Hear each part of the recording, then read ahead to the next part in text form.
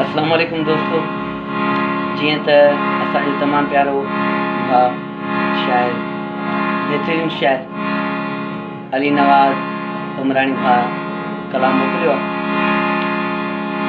उनजो असां तव्हांखे थल भी ॿुधायूं पिया ऐं उहा जेका इंडियन धुन आहे उनजी भी थल तव्हांखे बेशिकर ॿुधायूं पिया।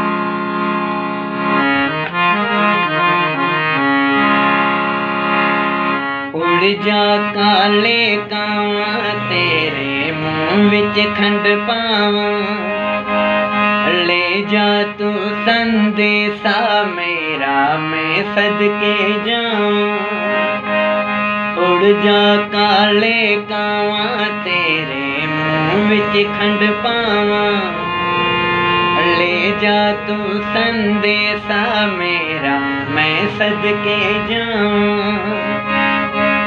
बागां दे विच झूले पै गए पक गईयां मिठियां अंबियां, ए छोटी सी जिंदगी ते रातां लंबियां लंबियां। ओ घर आजा परदेसी के तेरी मेरी के जिंदड़ी, ओ घर आजा परदेसी के तेरी मेरी के जिंदड़ी। शाम सुबह जो तुझी घिटीअ मां गुज़र कयां थो मां, हिक भेरो तोखे ॾिसन अखियूं दुआरा बखां घुरां थो मां। शाम सुबह तुझी घिटीअ मां गुज़र कयां थो मां, हिक भेरो तोखे ॾिसन अखियूं दुआरा बखां घुरां थो मां। जी भी घिटीअ मां यार तू गुज़री साम मिटी चुमंदो हाँ, आस इन्हीअ में तुंहिंजी घिटीअ में रोज़ानो ईंदो हाँ।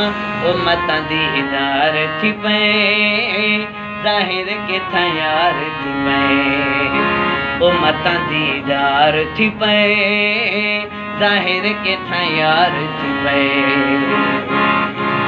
शाम सुबह जो तुझी घिटीअ मां गुज़र कयां थो मां, हिक भेरो तोखे ॾिसन अखियूं दुआरा बखां घुरां थो मां। जी भी घिटीअ मां यार तू गुज़री साम मिटी चुमंदो हाँ, आस इन्हीअ में तुंहिंजी घिटीअ में रोज़ानो ईंदो हाँ।